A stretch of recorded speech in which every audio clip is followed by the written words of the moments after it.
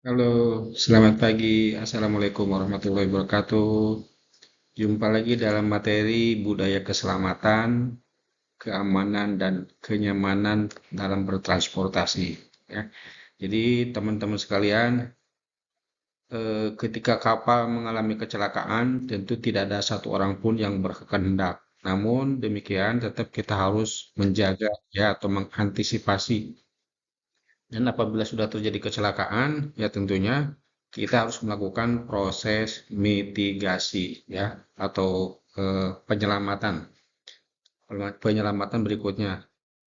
Apalagi diharapkan tentunya semakin kecil tingkat korban ya.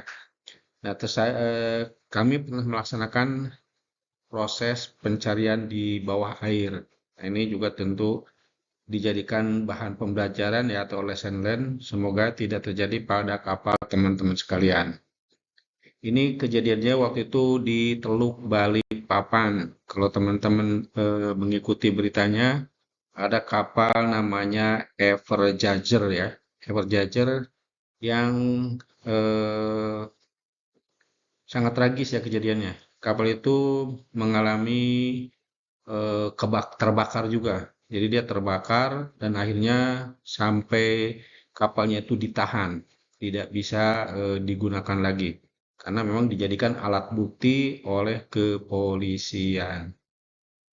Jadi ini di Balikpapan itu kan tentu ada pipa-pipa ya, ada pipa-pipa yang memang di bawah air ya, ditanam di bawah air. Jadi kejadiannya itu pada dini hari ya, dini hari pada sekitar pukul 02.00 di Selat Balikpapan ya. Pada kapal itu pada keesokan harinya di sekitar pukul 11.00 kapal itu terbakar ya. Lokasi kapal tersebut berlabuh jangkar, jadi kapal tersebut berlabuh jangkar dengan tujuan tadinya dia akan berangkat atau bergerak maju ketika air pasang ya, lagi pasang besar. Karena kapal tersebut baru selesai melaksanakan memuat atau loading. Jadi kapalnya adalah kapal tanker berbendera China ya, berbendera China dan semua awak kapalnya juga warga negara China. Ini yang memang dari sisi bahasa cukup unik ya, karena pandu kita tentunya pandu Indonesia dari Balikpapan dan warga negara kebangsaan bendera tersebut, warga negara kapal tersebut adalah warga negara China. Jadi kapal tersebut selesai loading di terminal Lawe-Lawe ya pada sekitar pukul 22.00 dan setelah itu kapal itu akan mencoba berlabuh jangkar ya karena berhubung eh, dia akan berangkat di keesokan harinya tadinya rencananya demikian. Namun rupanya kapal tersebut akhirnya malah tidak jadi berangkat dan jadi nyangkut ya. Dan bayangkan terdapat kebocoran minyak ya. Minyaknya itu adalah crude oil. Crude oil hampir menutupi seluruh teluk ya, seluruh teluk Balikpapan. Jadi itu perairannya itu dipenuhi dengan minyak hitam. Nah, ini terkait tentu peraturan Menteri Perhubungan tahun 2016 nomor 129 terkait alur pelayaran di laut ya dan instalasi perairan. Kemudian juga ada juga peraturan Menteri ESDM tahun 1997 tentang keselamatan kerja dan pipa penyalur migas. Nah, terkait dengan pekerjaan di bawah air ini tentu selaras dengan peraturan Menteri Perhubungan pasal nomor 64, sorry. Di situ ada aturan terkait pemendaman pipa di bawah air ya. Ada pipa di bawah air, ada juga kabel di bawah air.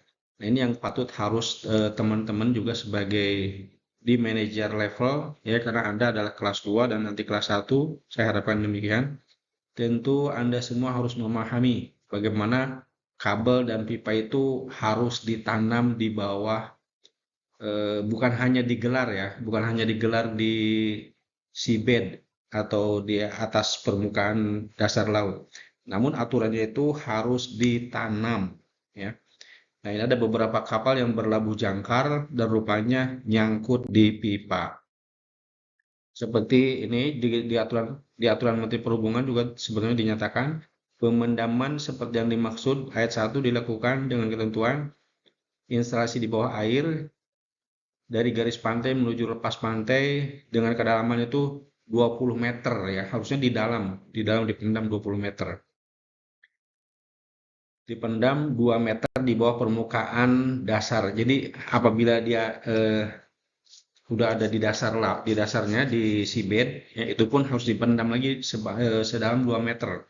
Jadi harusnya ketika jangkar menggaruk itu tidak kena ya. Aturannya demikian.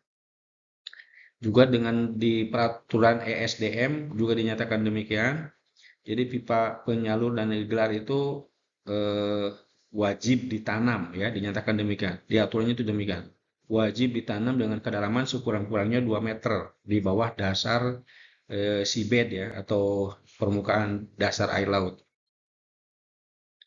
Ini pemetaan di alur selat atau teluk Balikpapan ya.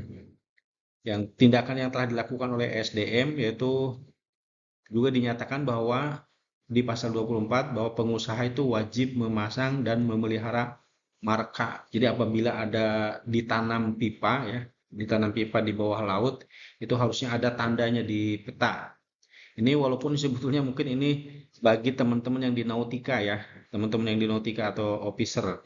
Tapi tidak apa-apa, kita pun sebagai orang mesin juga tentunya harus mengetahui.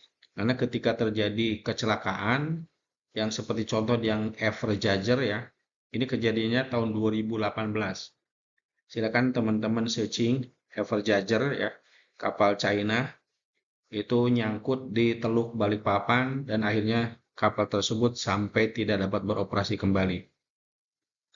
Aturannya sebetulnya sudah sangat jelas bahwa pipa tersebut harus diberikan marka ya apabila ada pipa-pipa di bawah laut. Sehingga kan tidak boleh kita berlabuh jangkar sembarangan.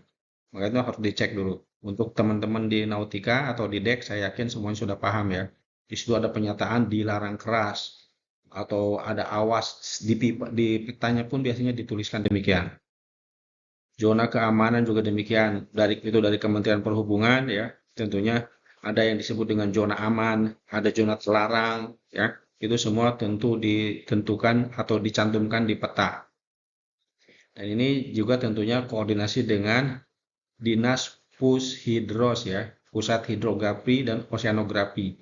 Pushidros TNI AL biasanya. Juga adanya juga zona keamanan dan keselamatan. Ini tentu juga terpasang ya atau tertera di peta. Demikian, jadi semoga apa yang terjadi di Balikpapan ini menjadi pelajaran yang berharga untuk kita. Semoga tidak terjadi kecelakaan pada kapal teman-teman sekalian. Oke, selamat pagi dan tetap semangat.